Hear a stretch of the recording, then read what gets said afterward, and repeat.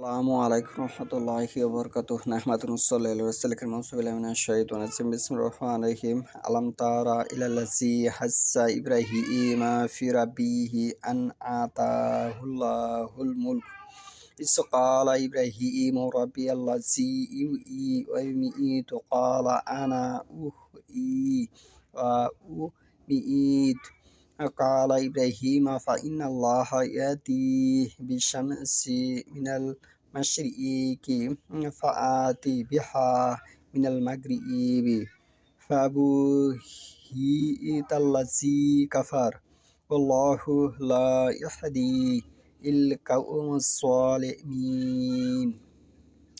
আজকের বক্তব্যের বিষয় হলো পৃথিবীতে যারা ধনী তাদের অধিকাংশ লোক আল্লাহকে বিশ্বাস করে না। সবাই একরকম নয়, কিন্তু অধিকাংশ লোক যে আল্লাহকে বিশ্বাস করে না, আল্লাহ সম্পর্কে ধনীরা তর্ক বিতর্ক করে, সে কথাটি আল কোরআনের সূরা বাকারা 2 নম্বর সূরার 258 নম্বর আয়াতে আল্লাহ উল্লেখ করেছেন। 35 নম্বর রুকু 258 নম্বর আয়াত সূরা বাকারা। আমি এই কথাটি আগেও বলেছি, সবাই একরকম নয়। কিছু ধনী মানুষ আছে খুবই ভালো, নম্র, ভদ্র। এখানে আল্লাহ বলতেছে, আমি যে আয়াতটা তেলাওয়াত করেছি সূরা বাকারা 258 নম্বর আয়াত, আল্লাহ বলতেছে আল্লাহ তাকে রাজত্ব দিয়েছিলেন বলে যে লোকটি ইব্রাহিম সাল্লাল্লাহু আলাইহি সাল্লামের সাথে তার প্রভুর ব্যাপারে তর্ক করেছিল। ধনীরা আল্লাহর ব্যাপারে তর্ক করে। তুমি কি তাকে দেখনি যখন ইব্রাহিম সাল্লাল্লাহু আলাইহি সাল্লাম বলেছিল, আমার প্রভু তো তিনি যিনি জীবন দান করেন ও মৃত্যু ঘটান। ইব্রাহিম সাল্লাল্লাহু আলাইহি সাল্লাম বলেছিল ওই ধনী ব্যক্তিকে যে আমার প্রভু তো তিনি যিনি জীবন দান করেন ও মৃত্যু ঘটান, তিনি হচ্ছে ইব্রাহিম সাল্লাল্লাহু আলাইহি সাল্লামের প্রভু। ইব্রাহিম সাল্লাল্লাহু আলাইহি সাল্লাম বলতেছে ধনী লোকটাকে, তখন সে বলেছিল, ওই ধনী লোকটা তখন বলেছিল আমি জীবন দান করি ও মৃত্যু ঘটাই। ওই ধনী লোকটাই বলেছিল আমি জীবন দান করি ও মৃত্যু ঘটাই। ইব্রাহিম সাল্লাল্লাহু আলাইহি সাল্লাম বলল, তাহলে আল্লাহ তো পূর্ব দিক থেকে সূর্য ওঠান, তুমি তা পশ্চিম দিক থেকে ওঠাও তো। ইব্রাহিম সাল্লাল্লাহু আলাইহি সাল্লাম ওই লোকটিকে একটি প্রশ্ন ছুড়ে দিল যে আল্লাহ তো পূর্ব দিক থেকে সূর্য ওঠান, উদয় হয়, তুমি তোমার যে এত ক্ষমতা, তাহলে তুমি সূর্যটা পশ্চিম দিক থেকে ওঠাও তো দেখি। তখন ওই কাফের হতবাক হয়ে যায়। ইব্রাহিম সাল্লামের কথা শুনে ওই কাফের হতবাক হয়ে যায়।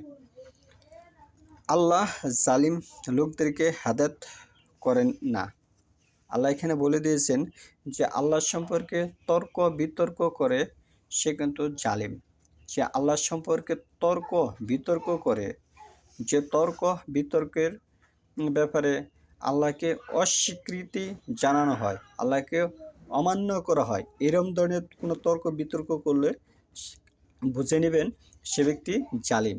তার তর্কের মাঝে যদি এরকম একটা জিনিস ফুটে ওঠে যে সে যে তর্কটা করতেছে, ওই তর্কের মধ্যে যদি আল্লাহর বিধানকে অস্বীকার করা হয়, শেষ নবী হযরত মুহাম্মদ সাল্লাল্লাহু আলাইহি ওয়াসাল্লামকে অস্বীকার করা হয় এবং আল্লাহকে অপমানিত অপদস্থ করে, তার এই তর্কের মাঝে যদি এরকম জিনিস ফুটে ওঠে, তাহলে বুঝে নেবেন ওই ব্যক্তি জালিম। আর ওই ব্যক্তি জালিম মানে তাকে আল্লাহ কী করবেন না, হেদায়েত করবেন না। আল্লাহু আল্লাহর শপথ, লা হইছে না ইয়াহদি, ইয়াহদি হচ্ছে হেদায়েত ফিল মুজারি শব্দ, এটি বর্তমান ও ভবিষ্যতের ইঙ্গিত বহন করে।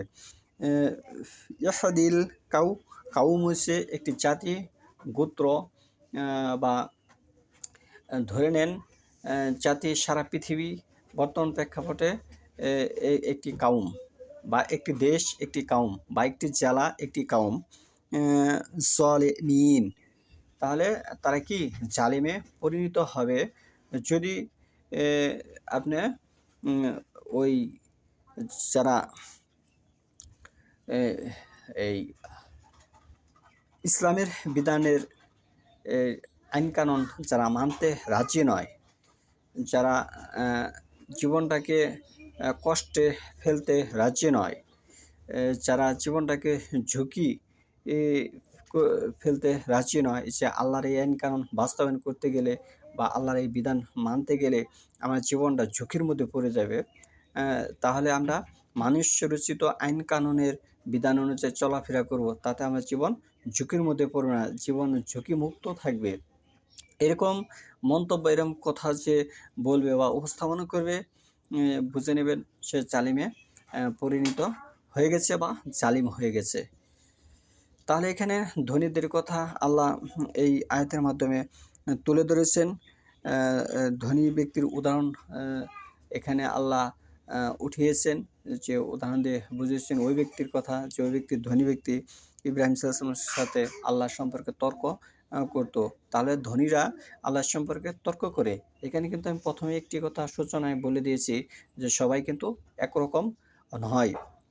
যারা খারাপ, আল্লাহ সম্পর্কে যারা তর্ক-বিতর্ক করে, শেষ নবী হযরত মুহাম্মদ যারা মানে না, এখানে কিন্তু ওইরকম ব্যক্তির কথাই উল্লেখ করা হচ্ছে।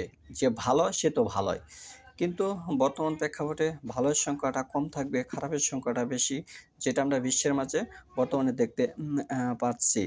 তাহলে এখানে স্পষ্টভাবে বোঝা যাচ্ছে, রাসূলুল্লাহ সাল্লাল্লাহু আলাইহি ওয়াসাল্লাম অন্য হাদিস থেকেও বোঝা যাচ্ছে, বুখারীর হাদিস থেকেও, যে ধনী মানুষের ৫০০ বছর আগে গরিব মানুষ জান্নাতে যাবে।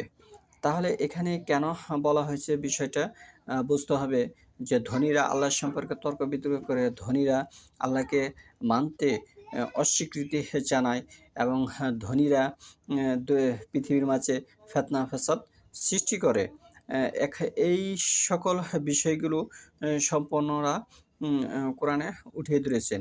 আমি এ কথা আবারও বলছি, যে সব ধনী একরকম নয়, সবাই খারাপ নয়। সকলকে বলা হয়নি এখানে।